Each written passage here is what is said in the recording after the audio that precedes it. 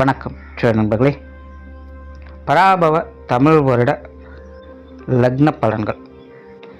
ஏற்கனவே தமிழ் வருட ராசி பலன்கள் நம்ம சேனலில் போட்டிருக்கோம். இந்த வருடம் பொதுவாக எப்படியெல்லாம் இருக்கும் அப்படிங்கிறத தெளிவாக அந்த பதிவில் சொல்லியிருக்கோம். பார்க்காதவங்க மறக்காமல் செக் பண்ணி பாருங்கள். இந்த பதிவுகளில் லக்ன ரீதியாக இந்த வருடம் எப்படியெல்லாம் இருக்கும் அப்படிங்கிறத பற்றி தான் பார்க்க போகிறோம். இந்த லக்னம் ராசி இதனுடைய வேறுபாடுகள் என்ன, இது எப்படியெல்லாம் செயல்படுது அப்படிங்கிறத ஏற்கனவே நிறைய தடவை சொல்லியிருக்கேன். பட் இருந்தாலுமே இன்னுமே அந்த கேள்விகள் வந்துக்கிட்டு தான் இருக்குது. நிறைய பேருக்கு லக்னம் ராசி புரியுது, பட் எதை ஃபாலோ பண்ணுறது அப்படின்னு கேட்குறாங்க. ஆக்சுவலாக ரெண்டுமே ஃபாலோ பண்ணி தான் ஆகணும். ஒரு ஜாதகம் இருந்தால் லக்ன ரீதியாகவும் சரி ராசி ரீதியாகவும் சரி அது பலன் கொடுத்துக்கிட்டு தான் இருக்கும். பட் என்னென்னா மேஜராக அதை ராசி ரீதியாக நம்ம அதை அக்செப்ட் பண்ணுவோம். லக்ன ரீதியான அந்த புரிதல்கள் அப்படிங்கிறதும் கொஞ்சம் குறைவு தான். ஸோ ராசி ஈஸியாக புரிஞ்சிக்க முடியாதனால அதை ஈஸியாக அக்செப்ட் பண்ணவும் செஞ்சிடும். பட் ஒரு ஜாதகம்னு எடுத்துக்கிட்டோம்னா அதில் லக்னம் ராசி மற்ற கிரக நிலைகள் எல்லாமே சேர்ந்து தான் வேலை செய்யும். அதனால் லக்னம் ஃபாலோ பண்ணுமா ராசி ஃபாலோ பண்ணுமா அப்படின்னு குழப்பலாம் வேண்டாம். ரெண்டையுமே ஃபாலோ பண்ணுங்கள். ரெண்டில் இருக்கக்கூடிய விஷயங்களும் கம்பைன் பண்ணி பாருங்கள். உங்களுடைய நிலை எப்படி இருக்கும் அப்படிங்கிறது உங்களுக்கு கிளியராக புரிஞ்சிடும். ஸோ இந்த பதிவில் இந்த தமிழ் வருடம் லக்ன ரீதியாக எப்படி இருக்கும் அப்படிங்கிறத பற்றி தான் பார்க்க போகிறோம். மேற்கொண்டு பதிவை பார்க்கறதுக்கு முன்னாடி சேனலை சப்ஸ்கிரைப் பண்ணலைன்னா சப்ஸ்கிரைப் பண்ணிக்கோங்க. வீடியோ பிடிச்சிருந்தனா லைக் பண்ணுங்கள், மற்றவங்களுக்கும் ஷேர் பண்ணுங்கள்.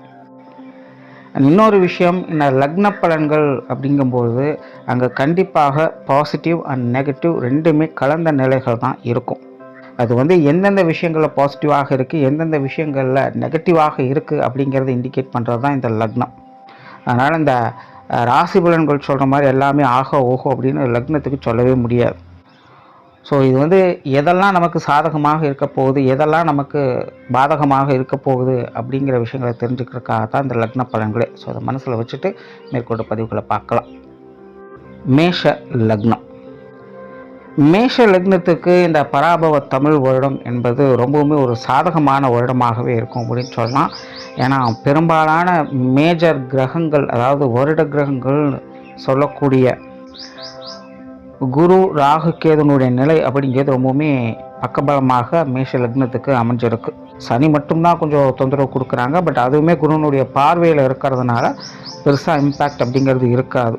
அதாவது கெட்டதுலேயும் ஒரு நல்லது நடந்தது அப்படிங்கிற நிலைகளை தான் சனியும் செயல்படுவாங்க. அதனால் மேஷ லக்னத்தை பொறுத்த வரைக்கும் இந்த வருட கிரகங்களுடைய நிலை அப்படிங்கிறது ரொம்ப வலுவான நிலைகளில் சாதகமாக வேலை செஞ்சுக்கிட்டு இருக்குது. ஸோ வருடம் முழுவதுமே மேஷ லக்னக்காரங்க ரொம்ப சாதகமான பலன்கள் தான் இருக்க போகுது. நல்ல விஷயங்களை பார்க்கலாம். மனசில் தன்னம்பிக்கை தைரியம் அப்படிங்கிறது அதிகரிக்கவே செய்யும். நிறையா ஒரு டெவலப்மெண்ட் சார்ந்த விஷயங்களை இந்த காலகட்டங்களில் பார்க்கலாம். குறிப்பாக இந்த அசட் சம்பந்தப்பட்ட விஷயங்கள் மேஷ லக்னக்காரங்களுக்கு ரொம்ப சிறப்பாக வேலை செய்யுது.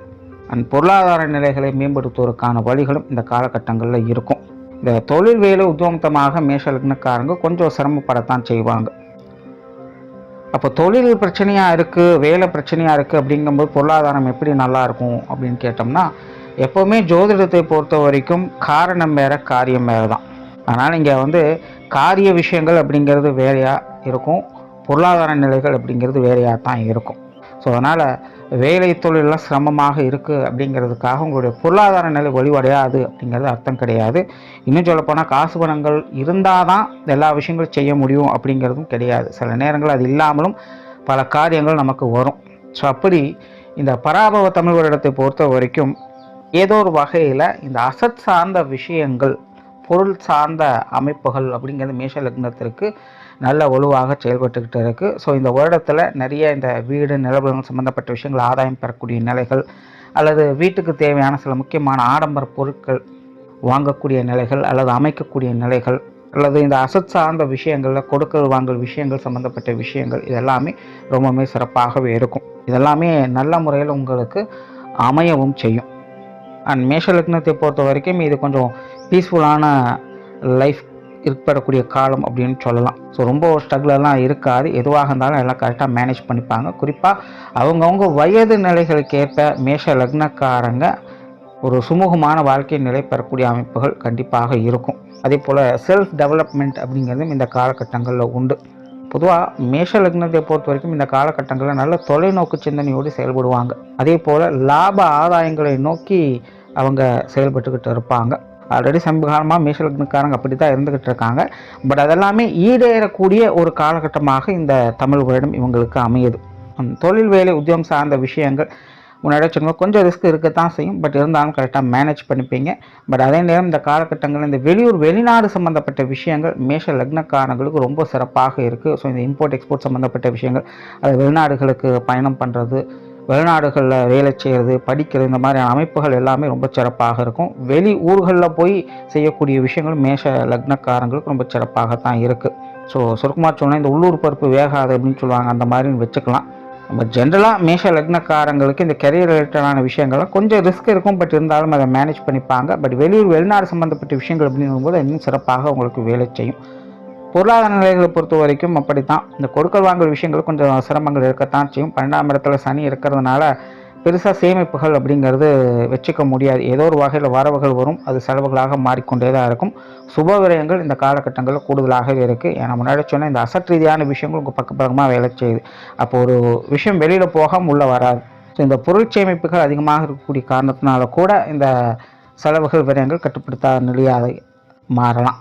ஸோ அதனால் இந்த காசு பண்ண விஷயங்கள், கொடுக்கல் வாங்கல் விஷயங்களில் கொஞ்சம் அலைச்சல்கள் இருக்கும். பட் இருந்தாலும் பெருசாக தொந்தரவுகள் இல்லை. பட் அதே நேரம் மேஷ லக்னக்காரங்க கண்மூடித்தனமாக செலவு செய்வதை கொஞ்சம் கட்டுப்படுத்திக்கங்க. ஏன்னா என்னதான் 4ஆம் இடத்துல இருக்கக்கூடிய குரு உங்களுக்கு நன்மைகளை கொடுத்தாலும் 12ஆம் இடத்துல இருக்கக்கூடிய சனி உங்களுக்கு கிடைச்சதெல்லாம் கரைச்சி விடுறதுக்கு தான் பார்ப்பாங்க. அதனால் நீங்களாக கொஞ்சம் செலவுகளை கட்டுப்படுத்திக்கிறது நல்லது. கண்மூடித்தனமாக நீங்களும் சேர்ந்து செலவு செய்ய ஆரம்பிச்சிட்டிங்க அப்படின்னா கடைசியில் அது தேவை அப்படின்னு வரும்போது கொஞ்சம் கையை பசிக்க நிற்கிற மாதிரி போயிடும். ஸோ அதனால் இந்த வரவு செலவுகள்லாம் கொஞ்சம் கவனமாக பாருங்கள். தேவையில்லாத விரயங்கள் செலவுகளில் கொஞ்சம் கவனம் வச்சுக்கோங்க. பொது விஷயங்கள், காரியங்கள் சிறப்பாகவே இருக்குது. அலைச்சல்கள், டென்ஷன் இருந்தாலும் விஷயங்கள், காரியங்களை சிறப்பாக முடித்து காட்டிடுவீங்க. பட் மனிதர்கள் வகையில் கொஞ்சம் கான்ட்ரவர்சியான நிலைகள் இருக்கத்தான். கொஞ்சம் ஏட்டிக்கு போட்டியாக சில விஷயங்கள், காரியங்கள் போய்கிட்டு தான் இருக்கும். எதையும் எடுத்தோன்னா காம்ப்ரமைஸ் பண்ணி கொண்டு போயிட முடியாது. நீங்கள் ஒரு விஷயத்தை சொல்கிறீங்க அப்படின்னா கண்டிப்பாக ஆப்போசிட்லவங்க எதுக்கிறதுக்கு சொல்லியே தீருவாங்க. ஆனால் கடைசியில் முடிவில் உங்களுக்கு உடன்பட்டு வந்துடுவாங்க. ஸோ முதல்ல கொஞ்சம் சங்கடங்கள் இருக்கும், போக எல்லாமே சரியாயிடும். ஸோ இந்த வெளி விஷயங்கள், காரியங்கள், வெளி மனிதர்கள் சம்மந்தப்பட்ட விஷயங்கள்லாம் ஆரம்பத்தில் கொஞ்சம் அனுசரணையாக இருந்து போய்க்கிறது நல்லது. சின்ன சின்ன சங்கடங்கள்லாம் கொஞ்சம் விட்டு பிடிச்சிங்கனாலே பெருசாக தொந்தரவுகள் இருக்காது. குடும்ப வாழ்க்கை இந்த காலகட்டங்களில் நல்லபடியாகவே இருக்கும். குடும்ப தேவைகள் பூர்த்தியாகும். குடும்பத்தில் பெரிய சங்கடங்கள் அப்படிங்கிறதுலாம் எதுவும் இருக்காது. குடும்ப உறவுகளுக்குள்ளுமே ஒரு சரியான நிலைகளை எதிர்பார்க்கலாம். பெற்றோர்கள், உடன்பிறப்புகள், கணவன் மனைவி உறவுகள், குழந்தைகள் சம்மந்தப்பட்ட விஷயங்கள் எல்லாமே சாதகமான நிலைகள் தான் இருக்குது. குழந்தைகள் சார்ந்த விஷயங்கள் மட்டும் கொஞ்சம் டென்ஷனையும் அலைச்சலும் கொடுத்துக்கிட்டு தான் இருக்கும். முன்னுக்கு பின் முரம்பாக சில விஷயங்கள் செஞ்சுட்டு வருவீங்க. அதாவது குழந்தைகளுடைய விஷயங்கள் மட்டும் கொஞ்சம் டென்ஷனை கொடுத்துக்கிட்டு தான் இருக்கும். சரியா தப்பா அப்படின்னு புரியாத நிலை, என்ன பண்ணுறதுனே தெரியாத ஒரு நிலை அப்படிங்கிறது போய்கிட்டு தான் இருக்கும். ஸோ இந்த விஷயங்கள் மட்டும் கொஞ்சம் பார்த்துக்கங்க. பட் அது பெருசாக நெகட்டிவாக எதையும் கொண்டுட்டு போக போகிறதில்ல. அதனால் அவங்களுடைய விஷயங்களும் ஓகே தான். ஸோ குடும்ப உறவுகள் சார்ந்த விஷயங்களும் நல்லபடியாகத்தான் இருக்க போகுது. உற்றார் உறவினர்கள், நண்பர்கள் சம்மந்தப்பட்ட விஷயங்களில் மேஷ லக்னக்காரங்க கொஞ்சம் கவனமாகவே இருங்க. இந்த விஷயங்கள்லாம் எப்படின்னு ஜட்ஜ் பண்ணவே முடியாது. நீங்கள் ஒன்று நினைப்பீங்க, அங்கே ஒன்று நடந்தது தான் இருக்கும். ஸோ இவங்க வகையில் இந்த நம்பகத்தன்மை அப்படிங்கிறது குறைவு. அது நண்பர்களாகட்டும், உறவினர்களாகட்டும், அவங்க நல்லவங்க கெட்டவங்க அப்படின்னால எதுவும் சொல்ல வரல. இப்போதைக்கு உங்களுடைய லக்ன அமைப்புப்படி இந்த விஷயங்கள்லாம் ஒத்து வராத நிலைகள் இருக்குது. ஸோ அதுக்கு தகுந்த மாதிரி கொஞ்சம் அனுசரித்து போய்க்கோங்க. மாணவர்களுக்கு கல்வி வித்தை சம்மந்தப்பட்ட விஷயங்கள் ரொம்பவுமே சிறப்பான வகையில் அமைஞ்சிருக்கு. மாணவர்களுடைய தேவைகள் நல்லபடியாக பூர்த்தியாகும். மாணவர்கள் சிறப்பாக செயலாற்றுவாங்கன்னு சொல்லலாம். மாணவர்கள் தங்களுடைய திறமைகளை முழுமையாக வெளிக்காட்டக்கூடிய ஒரு காலகட்டம். அவங்களுக்கு உண்டான மதிப்பு மரியாதைகள் தானாகவே தேடி வரும். கல்வி வித்தைகள் எதுவானாலும் சரி ஒரு நல்ல உயர்வு நிலையை பெறக்கூடிய ஒரு காலகட்டமாக இது அமைஞ்சிருக்கு. உடல்நலம் சார்ந்த விஷயங்கள் மேஷ லக்னக்காரங்க கொஞ்சம் கவனம் எடுத்துக்கங்க. ஏன்னா 12ஆம் இடத்துல சனி இருக்கிறதுனால உடல்நல தொந்தரவுகள் இருந்துக்கிட்டு தான் இருக்கும். ரொம்ப பிரிஸ்கால இருக்க முடியாது. அடிக்கடி இந்த சீதோஷ்ண மாற்றங்களாலேயே சில சங்கடங்கள் அப்படிங்கிறது வந்துக்கிட்டு தான் இருக்கும். மருத்துவர்கள் தவிர்க்க முடியாதான். பட் பெருசாக பயப்பட வேண்டிய அவசியம் கிடையாது. ஏற்கனவே ட்ரீட்மெண்ட்டில் இருக்கிறவங்க ரெகுலராக செக்அப் பண்ணுறதால கரெக்டாக பார்த்துக்கோங்க. ஸோ உங்களுடைய கரெக்டான மெயின்டெனன்ஸ் தான் உடல்நலம் சார்ந்த விஷயங்களை பாதுகாக்கும். ஸோ ஓவராலாக மேஷ லக்னத்தை பொறுத்த வரைக்கும் இந்த தமிழ் வருடம் ஒரு சிறப்பான வருடமாகத்தான் இருக்க போகுது. அவங்களுடைய செல்ஃப் டெவலப்மெண்ட்டை கண்டிப்பாக பார்க்கலாம். கொஞ்சம் அலைச்சல் டென்ஷன்கள் இருக்க தான் செய்யும். பட் அதெல்லாம் ஒரு பெரிய விஷயமே கிடையாது. அதெல்லாம் ஈஸியாக க்ராஸ் பண்ணி மேலே வந்துடுவீங்க. நன்றி, வணக்கம், வாழ்க வளமுடன்.